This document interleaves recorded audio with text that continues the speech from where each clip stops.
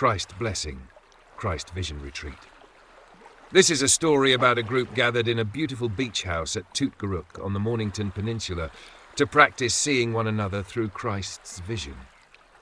As they discover that giving is how they recognize what they have already received, a simple blessing becomes a living experience of joining in God's love. The retreat house stood above the pale sand and blue-green water of Tootgarook. Warm Mediterranean weather drifted through open doors. Pelicans glided over the bay, seagulls called from the shoreline, and friendly walkers waved as they passed. Inside the big house, 12 people sat in a circle around a vase of white lilies. Their facilitator, Miriam, pointed to words on a board. "I give the miracles I have received." "This retreat is about developing Christ vision," she said, "not manufacturing holiness. We are practicing another way of seeing." She lifted a lily. The world says that if you possess something, you keep it. Heaven teaches the opposite. To give is how we recognize we have received. She handed the lily to Daniel. "So if I want to know I have forgiveness, give forgiveness.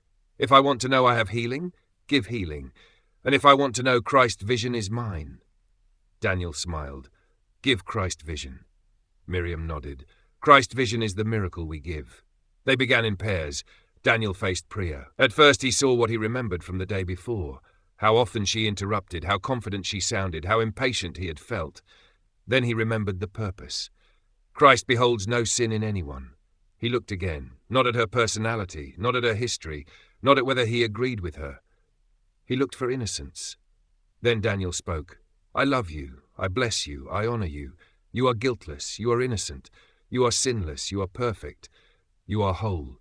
You are complete. You are the Holy Christ. Your worth is established by God. Amen." Priya received the blessing, then offered those exact words back to him. Around the room, every person did the same. Some voices trembled. A few people laughed nervously. One man said, "Part of me is saying, you don't know this person well enough to say these things."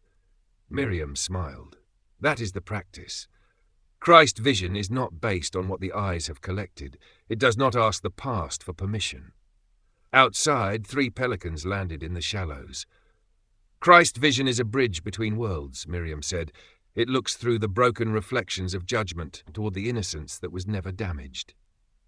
The group carried their chairs onto the veranda. Each person stood before another, spoke the Christ blessing aloud, received it, and moved on.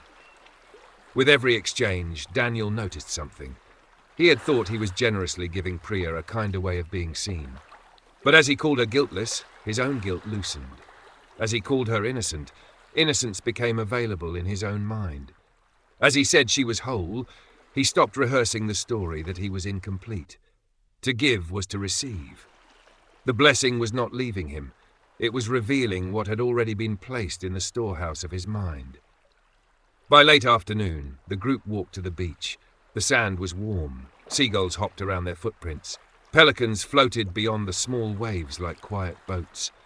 Miriam carried the lilies in a basket. "Christ's vision is holy ground," she said.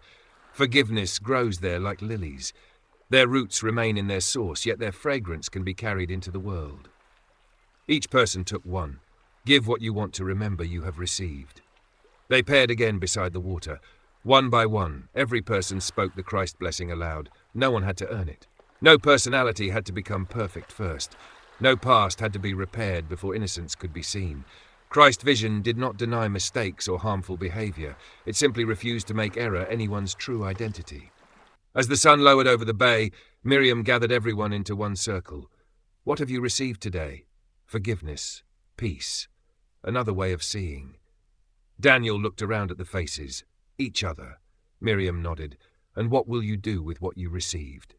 The group answered together, "Give it." The gulls swept overhead. The pelicans lifted from the water. And there, on the shore of Tootgarook, they discovered that the storehouse of miracles did not become empty when opened. It became visible. Christ vision was theirs because they gave it. And every blessing returned to the giver, carrying added fragrance. May we sing, rest and dance our way home together.